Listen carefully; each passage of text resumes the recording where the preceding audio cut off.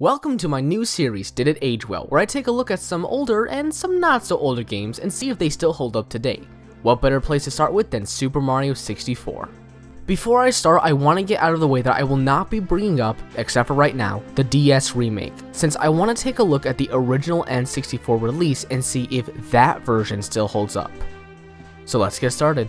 This is probably the best game to start with since it's really easy to make the argument that it didn't age well, and it's easy to make the argument that it did age well.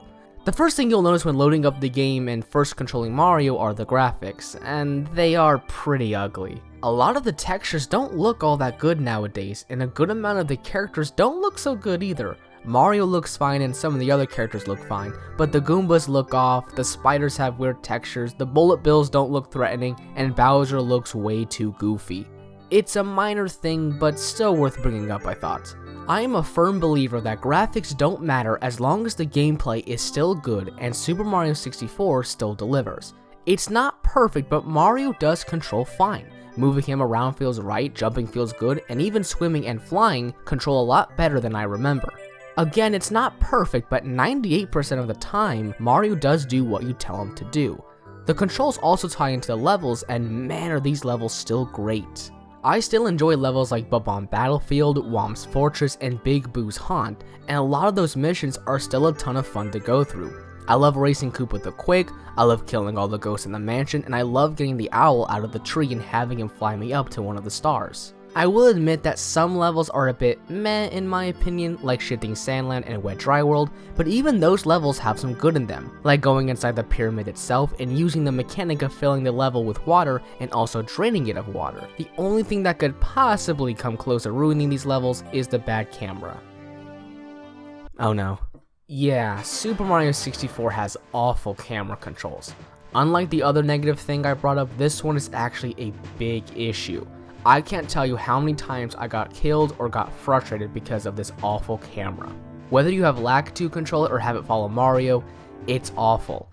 An argument someone can make is that this is the first 3D Mario game and one of the first 3D games, period, so I should cut it some slack. But the point of the series is the point of things that, didn't age well, and the camera is one of them. I guess I kinda like the idea that Lakitu is filming it like it's some reality TV show, but it was not executed well. Because if there was a wall, the camera would just stop. It wouldn't loop around, it would just stop, and that can get frustrating. The only place the camera isn't an issue is in Peach's castle.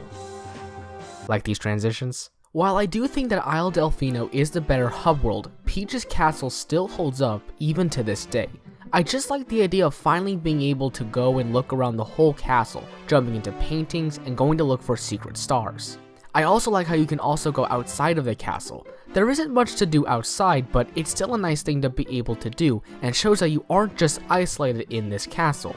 And when you get all 120 stars, you can even get to the roof of the castle and talk to Yoshi. Sorry for the spoilers on an over 20-year-old game, by the way. So in the end, those were pretty much all the big things that I could talk about and make a good argument for the game. There were 2 negatives and 3 positives, so you would say that the game does age well overall. But I want to take a quick look back at the camera controls, because there was one thing I forgot to mention. The camera probably wasn't a huge issue on the original N64 because the camera was controlled using buttons, so you could get more precise movements from the camera. But if you were to play it today on, let's say, the Wii U Virtual Console and use the Pro Controller, you have to use the right joystick. This is an issue because there are going to be plenty of times where when you push the joystick to the right, it will register you going right and up or even right and down, and the camera will be in a position you don't want it to be in. So this is a tough decision for me to make. On the one hand, all the good things I have mentioned are really good, but the camera will make you rage more times than it should. So, I am going to look at the prices.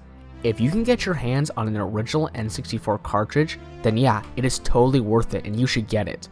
For the Virtual Console, even though I said that it has the issue of the camera, it is only $10, and for that price alone, it is actually worth it, especially for the level design and other controls alone. So in conclusion, even though the camera can be a problem, the good stuff really does outweigh the bad, and for only $10 on the Virtual Console, it really is worth the money. So I do say that Super Mario 64 has aged well. Also, the music's pretty kick-ass.